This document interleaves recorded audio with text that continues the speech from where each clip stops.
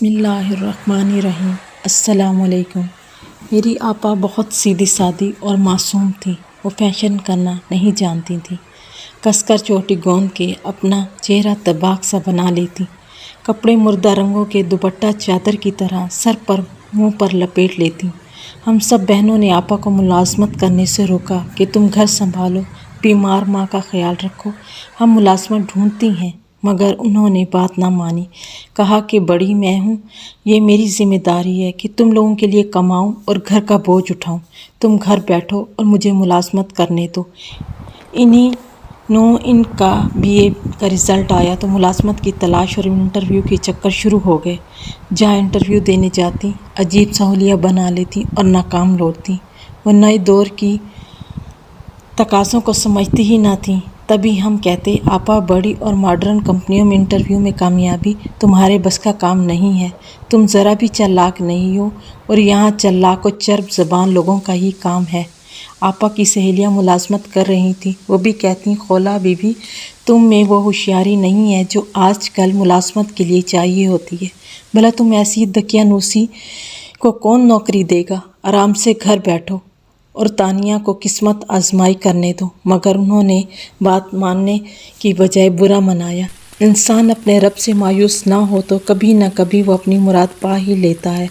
جب اس دنگ و دو میں سال بیت گیا کہ ایک روز انہوں نے گھر آ کر یہ مزدہ سنایا کہ اس کو ملازمت مل گئی ہے۔ جس شخص نے انٹرویو لیا تھا وہ ان کی سادگی، دوسرے لفظوں میں بوگلے پن سے متاثر ہوا تھا۔ آپا کمپیوٹر سسٹم سے بھی واقف نہیں تھی، پھر بھی باس نے ان کو پرائیویٹ سیکرٹری کے طور پر رکھا تھا اور تنخواہ کافی معقول تھی، جبکہ میری بہن اس سیٹ کے لیے بالکل بھی موزوں نہ تھی۔ یوں بالآخر ہماری آپا اپنے سادہ و معصوم محسن کی بدولت انٹرویو میں کامیاب ہو گئی تھیں۔ وہ خوش تھیں، اس کا سلوک ان سے بہت اچھا تھا۔ اختر صاحب کی تعریف کرتے نہیں تھکتی تھیں۔ جب وہ تعریف کر چکتی تو میں ان سے کہتی، آپا ہوشیار رہنا، مرد ذات بڑی بے اعتبار ہوتی ہے، ان پر بھروسہ نہیں کرنا۔ وہ میری بات کا برا مناتی اور کبھی میری جانی معصومیت سے تکتی جیسے میں ان کا کوئی بہت ہی بری بات کہہ رہی ہوں۔ آپا اتنی سادہ لوح تھیں کہ اس شکاری کی چالوں کو نہ جانتی تھیں، ان کی مہربانیوں پر خوش ہوتی اور پھولے نہ سماتی تھیں۔ میرا جی کرتا کہ ان کو آفس نہ جانے دوں۔ ہر دم کوئی دھڑکا سا لگا رہتا تھا، خدا جانے کیسا شخص ہے کمپنی کا مالک اور کیا نیت ہے اس کی۔ دل کسی آنے والے سانے کی جیسے پیش گوئی خبر دینا چاہتا ہو۔ وہی ہوا جس کا ڈر تھا۔ اس گھاک شکاری نے بالآخر میری بہن کو اپنے جال میں پھنسا ہی لیا۔ وہ 24 کے ان کی ایک خوبصورت دوشیزہ تھی، مگر چہرے پر معصومیت بچوں ایسی تھی جو ان کے رنگ و سوگ میں نور سا چھلکائے رکھتی تھی، اور اسی پور بھرے سوب ہی ان کے مکھڑے پر بلا کی کشش تھی۔ اختر ملک نے ایک پوش علاقے میں خوبصورت فلیٹ لے رکھا تھا اور اس فلیٹ کو وہ اپنی تعیش بھری زندگی کا سائبان سمجھتا تھا۔ اس کو بخوبی معلوم تھا کہ ہمارے سر سے بھی سائبان اٹھ چکا ہے۔ ابو کے انتقال کے بعد کنبے کا کوئی کفیل نہ رہا تھا، تبھی آپا کو گھر سے مجبوراً پہلی بار قدم نکالنے پڑے تھے۔ اختر صاحب اپنے دوستوں کے ساتھ اس فلیٹ میں پرتعیش محفلیں منعقد کیا کرتے تھے۔ یہاں سے نوشی اور وہ سب کچھ ہوتا تھا جو ایک عیاش آدمی کر سکتا ہے۔ ایک روز کوئی فائل ڈھونڈنے کے بہانے وہ آپا کو اسی فلیٹ لے گئے۔ کہا کہ وہاں سارا بزنس کا ریکارڈ پڑا ہے، بہت اہم فائل ہے، اسے ڈھونڈنے میں میری مدد کرو گی۔ اعتماد جمانے کو اپنے ایک کلرک کو بھی ساتھ لے لیا، جس کو بعد میں کسی بہانے کھسکا دیا۔ بے خبر آپا، جس کا واسطہ اس قسم کے غیر مردوں سے کبھی نہ پڑا تھا، آنکھیں بند کر کے اپنے مہربان باس کے پیچھے چلتی ہوئی فلیٹ میں داخل ہو گئیں۔ باس نے کہا تھا کہ ہمارا کلرک کچھ کاغذات لے کر ابھی واپس آ رہا ہے، وہ بھی اس اہم فائل کو ڈھونڈنے میں ہماری مدد کرے گا۔ آپا کو اس کے ایک کمرے میں جانے کا اشارہ کیا اور خود واش روم چلا گیا۔ جب واپس لوٹا تو اس کی شکل بدلی ہوئی تھی اور چہرے سے شرافت کا نقاب اتر چکا تھا۔ اب وہ انسان سے حیوان کا روپ دھار چکا تھا۔ آپا غافل ہو کر اس فلیٹ میں داخل ہوئیں اور عمر بھر کا پچھتاوا دامن میں سمیٹ کر نکلیں۔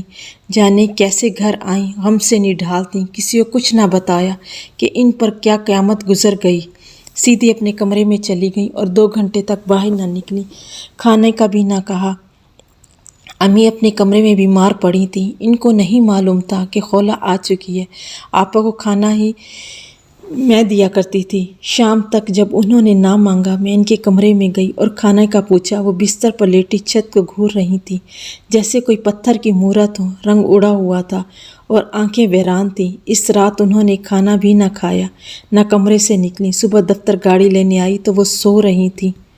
میں نے ڈرائیور کو یہ کہہ کر گاڑی واپس کر دی کہ ان کی طبیعت ٹھیک نہیں ہے، لہٰذا آج وہ آفس نہ جائیں گی۔ اس کے بعد بھی ہر روز آفس کی گاڑی ان کو لینے آتی، مگر وہ نہ جاتی۔ ایک دن اختر صاحب خود آ گئے۔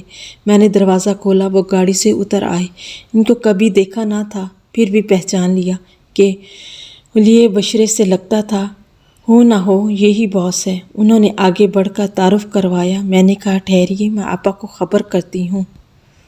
ان کو بتایا۔ وہ بولی تم اب ادھر ہی رہو، میں خود جا کر بات کرتی ہوں۔ وہ باہر گئیں۔ دونوں میں چند منٹ کیا بات ہوئی نہیں معلوم۔ ذرا دیر بعد ہی وہ ان کو ڈرائنگ روم میں لے گئی۔ مجھے کہا تانیہ چائے بنا دو، باس آئے ہیں۔ چہرے پر ان کے کوئی جذبات نہ تھے، لہجے میں اسپاٹ تھا۔ میں کچن میں چلی گئی۔ والد مرحوم ہو چکے تھے اور بھائی اللہ نے دیا نہ تھا۔ یہ آپا کا مہمان تھا، انہوں نے بھی میزبانی کرنا تھی۔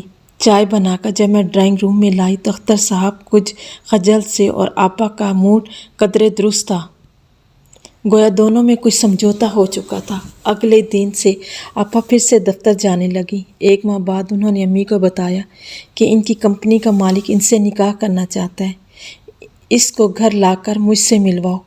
ماں نے جواب دیا اگر ٹھیک آدمی ہے تو شادی تو کرنا ہی ہے، تمہارے ماموں سے ملوا دوں گی، وہی اس اہم کام کو انجام دیں گے۔ خیال رہے کہیں شادی شدہ نہ ہو۔ ماں ان کو درمیان میں ڈالنے کی ضرورت نہیں ہے۔ نہیں بیٹی، شادی بیاہ کے معاملات میں کسی اپنے کی سرپرستی ضروری ہوتی ہے، مگر میری سیدھی سادی اور ماں کی فرمانبردار بیٹی ہماری آپا کو نہ جانے کیا ہو گیا تھا کہ انہوں نے ماموں کی اس معاملے میں شمولیت کو صاف منع کر دیا تھا۔ ماں کی خفگی کی بھی پرواہ نہ کی تھی، جیسے ان کی جان پر بن گئی ہو۔ بغیر کسی کی پرواہ کیے اختر صاحب سے نکاح پڑھوا لیا۔ ماں بیچاری معذور بستر پر پڑی تھی، کیا کرتی، اور آپا اختر صاحب کو گھر بھی لے آئیں۔ اماں سے ملوایا، وہ حیران نظروں سے بس دونوں کو تکتی گئیں، اور کرتی بھی کیا، ہم چھوٹی بہنیں ابھی انہی کو دستے نگر تھیں۔ مگر گھر کا چولہا ان کے دم سے جلتا تھا۔ جب آپی کی ملازمت ہوتی تھی، ماموں نے ہماری مالی امداد سے ہاتھ کھینچ لیا تھا۔ اب اماں کو یہ بھی ڈر کہ اگر ان کے بھائی کو علم ہو گیا کہ خولہ کا نکاح ہو گیا تو کس قدر برا منائیں گے۔ ان سے صلح مشورہ تک نہ کیا۔ اب جو بھی معاملات ہو رہے تھے ہم خود اس سے بے خبر اور لا علم تھے۔ آپا سے کوئی سوال کرتے وہ چپ ہو جاتی اور خاطر خواہ جواب نہ دیتی۔ یہ وہی ہماری بہن جس کو سبھی سیدھی سادی کہتے تھے، انہوں نے منہ بند کر لیا تھا، چپ سادھ رکھی تھی۔ البتہ اب وہ بغیر رخصتی ہر جگہ اختر صاحب کے ساتھ آتی جاتی تھی۔ کچھ دنوں بعد آپا اختر صاحب کے فلیٹ میں منتقل ہو گئیں۔ ہم کو ہر ماہ خرچہ بھجوا دیا کرتی۔ کچھ عرصہ ایسے ہی گزر گیا۔ وہ والدہ کو بھی ملنے نہ آئیں۔ البتہ مجھے ایک دن انہوں نے ساتھ اپنے گھر چلنے کو کہا اور فلیٹ میں لے گئیں۔ بتایا کہ جلد ہی تمہارا بھانجا یا بھانجی اس دنیا میں آنے والے ہیں، تم کو کچھ دنوں کے لیے میرے پاس آ کر رہنا پڑے گا، کیونکہ اماں تو بیمار کے سبب آ نہ سکیں گی۔ 2 ماہ بعد انہوں نے مجھے بلوایا اور کہا مردہ بچی کو جنم دیا۔ ان کی ساری خوشی خاک میں مل گئی۔ اس مرحلے کے بعد اختر صاحب ان کو پھر سے ہمارے گھر چھوڑ گئے۔ اب جب ڈرائیور لینے آتا وہ چلی جاتی۔ ایک روز مجھے ڈرائیور سے بات کرنے کا موقع مل گیا۔ پوچھا کہ تمہارے صاحب میری بہن کو گھر کیوں نہیں لے جاتے؟ اس نے کہا باجی کسی سے ذکر مت کرنا، اپنے گھر میں تو ان کی بیوی اور بچے رہتے ہیں، اور آپ کی آپا ان کی دوسری بیوی ہیں۔ یہ شادی انہوں نے گھر والوں سے چھپ کر کی ہے، تو ان کو کیسے وہاں لے جا سکتے ہیں؟ یہ تو امی کو اور مجھے پہلے سے اندازہ تھا کہ اختر نے خولہ سے دوسری شادی کی ہے، کیونکہ دونوں کی عمروں میں کم از کم 15 برس کا تو فرق ہوگا، اور رخصتی کے بغیر محض نکاح کر کے لے جانے کا مطلب صاف ظاہر تھا۔ رفتہ رفتہ اختر صاحب آپا سے کنارہ کرنے لگے۔ وہ دنوں بعد آتے، صبح ان کو لے جاتے، شام کو واپس چھوڑ جاتے۔ آپا کہتی میں تمہاری بیوی ہوں، مجھے مستقل اپنے پاس رکھو۔ یہ کیا بات ہوئی کہ زمانے سے چھپاتے ہو؟ کبھی میکے نہ چھوڑتے ہو، کبھی لے جاتے ہو، بھلا یہ کوئی زندگی ہے؟ یہ سردیوں کے دن تھے۔ ایک روز اختر صاحب ہمارے گھر کے دروازے پر آئے، گاڑی پر بیٹھے بیٹھے ہارن دیا۔ آپا اس مدھر آواز کو پہچانتی تھی، ان کے کان کھڑے ہو گئے، دوڑ کر در پر پہنچی اور اختر صاحب کے ساتھ چلی گئیں۔ اگلے دن وہ نہ آئیں، مگر اطلاع آ گئی کہ یہ رات گیس کا سر پھٹا اور کمرے میں گیس بھر گئی۔ اختر مغرب کے بعد واپس آنے کا کہہ کر گھر چلے گئے۔ وہ واپس نہ آ سکے۔ آدھی رات کے بعد گیس کی لوڈ شیڈنگ کے باعث جب گیس آنی بند ہو گئی تو بھی چولہا بجھ گیا۔ خدا جانے پھر کب گیس دوبارہ آ گئی اور ہیٹر سے ایک لیک ہوتی رہی کہ کمرہ بھر گیا۔ آپا نیند میں بے ہوش ہو گئیں، ہلنے جلنے کے قابل نہ رہیں۔ دم گھٹ جانے سے نہ جانے رات تو کون سے وقت موت کی آغوش میں چلی گئیں۔ جب اختر صاحب کے ڈرائیور نے آ کر یہ اندوناک خبر بتائی تو ہمارے دلوں پر قیامت ٹوٹ پڑی۔ حوصلہ ہوتا تھا کہ اماں جان کو بتاتے۔ ان کی حالت تو 2 دن سے ویسے ہی کافی خراب تھی، اس پر وہ آپا کی طرف سے فکر مند تھی۔ بڑی مشکل سے میں نے ان کو آگاہ کیا۔ میری ماں کو تو ایسی چپ سکتا ہو گیا۔ ہم 4 بہنیں آپا سے چھوٹی تھیں۔ چاروں کی آہ و بکا سے گھر کی میں کہرام مچا۔ آپا کو آخری دیدار کے لیے لایا گیا۔ اختر صاحب ساتھ آئے، افسردہ تھے۔ امی کے پاس تھوڑی دیر بیٹھے اور پھر آپا کو تدفین کے لیے لے گئے۔ آپا کی موت دم گھٹ جانے کے سبب ہوئی تھی، یہی بتایا گیا۔ وہ جیسے فلیٹ میں اکیلی سوئیں، ویسے ہی اکیلی دنیا چھوڑ کر چلی گئیں۔ ہمیں ان کے دنیا سے چلے جانے کا اس قدر غم ہوا کہ مہینوں کسی بہن کے لبوں پر مسکراہٹ نہ آئی۔ لگتا تھا کہ آپا نہیں، وہ ہم سے روٹھ گئی ہیں، ہم سے زندگی کی ساری خوشیاں روٹھ گئی ہیں۔ آپا خولہ کی وفات کے بعد اختر صاحب نے ہمیں بے یار و مددگار نہ چھوڑا۔ وقتاً فوقتاً آتے اور خرچہ وغیرہ دے جاتے۔ مجھے ان سے اب کچھ لینا گوارا نہ تھا، مگر ہمارا کوئی ذریعہ آمدنی بھی نہ تھا۔ بالآخر ایک روز ان کے لبوں پر وہ بات آ گئی جو میرے دل میں تھی۔ انہوں نے مجھے ملازمت کی پیشکش کر دی، جس کو میں نے فوراً قبول کر لیا۔ تاہم ان کے انداز سے میں متصور تھی کہ وہ ایسا ایک دن ضرور کہیں گے۔ میں نے اختر صاحب سے کہا کہ آپ نے ملازمت کی پیشکش کی کہ یہ اچھا کیا ہے، کیونکہ آپا تو اب اس دنیا میں نہیں رہی ہیں۔ ان کی جگہ مجھے گھر کی ذمہ داریاں سنبھالنی ہیں، کیونکہ ہمارے حالات ہی ایسے ہیں۔ اگر آپ مجھے نہ کہتے تو مجھے خود آپ سے درخواست کرنا پڑتی۔ انہوں نے کہا کہ اگر تم چاہو تو میں ویسے ہی تمہارے گھر کے اخراجات اٹھانے کو تیار ہوں، مگر شاید تمہاری غیرت یہ گوارا نہ کرے۔ تاہم اگر تم نکاح کرنا چاہو تو میں تیار ہوں، مگر یہ معاملہ عمر بھر خفیہ رہے گا کہ شادی شدہ ہوں۔ آپ نے بالکل ٹھیک سوچا ہے، میں نے کہا، مگر میں آپا کی طرح سادہ لو نہیں ہوں، خفیہ شادی پر یقین نہیں رکھتی۔ اس کے بعد خود کو ایڈوانس ظاہر کیا۔ مردوں کے ساتھ بات چیت میرے لیے کوئی مسئلہ نہ تھی۔ بیوٹی پارلر سے بال بنواتی تھی، ہلکا میک اپ اور شوخ رنگ کے کپڑے پہنتی تھی، مگر اختر سے یہ دیے رہتی تھی۔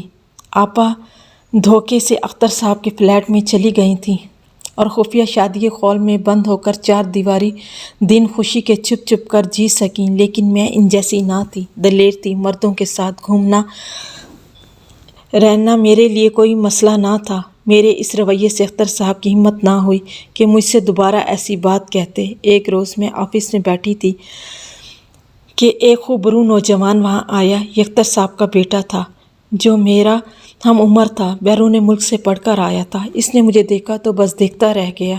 اس کے بعد وہ اکثر آفس آنے لگا، مجھ سے بھی ہیلو ہائی کرنے لگا۔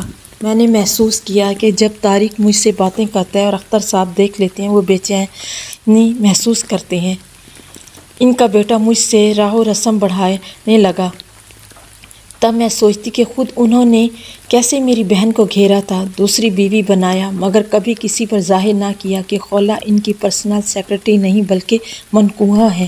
میری بہن بیچاری نے چھپ چھپ کر ان کے ساتھ رفاقت کے دن گزارے تھے، لیکن میں بھی ایسی بے بسی کی زندگی کو قبول نہ کروں گی۔ ایک روز طارق نے مجھے کہا، اگر اجازت ہو تو آپ کے کمرے میں چند منٹ بیٹھ جاؤں، آپ سے ایک ضروری بات کرنا ہے۔ میں نے کہا کہ یہاں نہیں، یہ آفس ہے، مجھے تم سے آفس سے باہر کسی تنہا جگہ بات کرنا ہے۔ مجھے معلوم ہے کہ تم مجھ سے کیا کہنا چاہتے ہو، تاہم اپنی زبان سے اقرار کرو تو یہ اچھا ہے۔ وہ بولا، تب تو میں یہیں پر بھی تم سے مختصر الفاظ میں کہہ دیتا ہوں کہ مجھے تم سے شادی کرنا ہے۔ اگر تم میری پیشکش قبول کر لو تو اسے میں اپنی خوش قسمتی سمجھوں گا۔ وہ آپ کے والد صاحب کا کیا گیا کیا ہوگا؟ کیا وہ مان جائیں گے؟ نہیں مانیں گے تو ہم اپنے طور پر نکاح کر لیں گے۔ کیا چھپ کر؟ ایسا میں قبول نہیں کر سکتی۔ شادی کرنا ہے تو بیانگ و اہل کرو، ہر کسی کو بتا کر، اپنے والدین کو بھی اور سارے زمانے کو شامل کرنا ہوگا، تب میں تمہاری دلہن بنوں گی۔ طارق سوچ میں پڑ گیا۔ سوچ لیں اچھی طرح، میں نے کہا، میں قدم پیچھے نہیں ہٹاؤں گی اگر تم دلیری سے قدم بڑھاؤ گے۔ طارق نے اپنے والد کو کہا کہ وہ مجھ سے شادی کرنا چاہتا ہے۔ انہوں نے بہت روکا، مخالفت بھی کی، حالانکہ وہ خود آپس سے شادی کر چکے تھے، مگر اب بیٹے کی مخالفت پر ڈٹ گئے۔ مجھے بھی کہا کہ جس قدر روپیہ چاہیے لے لوں، مگر طارق کو انکار کر دوں کیونکہ میری بیوی اس رشتے پر راضی نہ ہوگی۔ میری بہن سے اس شرط پر نکاح کیا تھا آپ نے کہ ان کا کوئی رشتہ دار نکاح میں شامل نہ ہوگا اور نہ کسی کو وہ بتائیں گی، اور اب اپنے بیٹے کے معاملے میں اور طرح کا روپ دھار لیا ہے آپ نے۔ ٹھیک ہے، اگر آپ نہیں چاہتے تو میں نہیں کروں گی طارق سے شادی، آپ روک لیں اپنے صاحبزادے کو۔ طارق مگر کب رکنے والا تھا، وہ اڑ گیا اور اپنی بات منوا کر دم لیا۔ وہ باقاعدہ اپنے والدین کے ساتھ بارات لے کر آیا اور مجھ کو باعزت طریقے سے بیاہ کر لے گیا۔ اس نے اپنی دلیری سے میری عزت کو قبول کیا۔ یوں میں نے اختر صاحب کے گھر میں وہ توقیر پائی جو میری بہن کو نہ ملی، اور جس مقام کو ترستی رہی اس جہان سے چلی گئی، اس کو میں نے پا لیا۔ میں نے یہی تہیہ کیا تھا کہ اپنی آپا کا بدلہ اس شخص سے اس طرح لوں گی کہ اسے بتانا پڑے گا۔ کسی کی بہو بیٹی کی بھی عزت ہوتی ہے، خواہ وہ ضرورت مند اور غریب گھر کی کیوں نہ ہو۔ جب عورت منقوہہ بنتی ہے تو اس کا مرد کا نام ہی نہیں، اس کا مقام بھی ملنا چاہیے، ورنہ زمانہ عورت کو مشکوک نظروں سے دیکھتا ہے اور وہ باعزت زندگی جینے کی خواہش میں اپنی توقیر کھو دیتی ہے۔ آج اختر صاحب اس دنیا میں نہیں ہیں اور ان کا سارا اثاثہ عزت اور عیش و آرام طارق کو مل گیا ہے۔ آج میں اس بات پر فخر کرتی ہوں کہ طارق کی بیویوں اور سب مجھ پر رشک بھری نظروں سے دیکھتے ہیں۔ میں معاشرے میں کوئی مشکوک پرسن نہیں ہوں، اور یہ صرف میری اپنی جرأت کی وجہ سے۔ اگر طارق میری بات نہ مانتے اور خفیہ نکاح پر اڑ جاتے تو میں آپا جیسا فیصلہ کبھی نہ کرتی۔ میں طارق کو رد کر دیتی، کیونکہ میرے نزدیک محبت ہی سب کچھ نہیں ہے۔ عزت اور معاشرے میں مقام محبت سے بڑھ کر ہے۔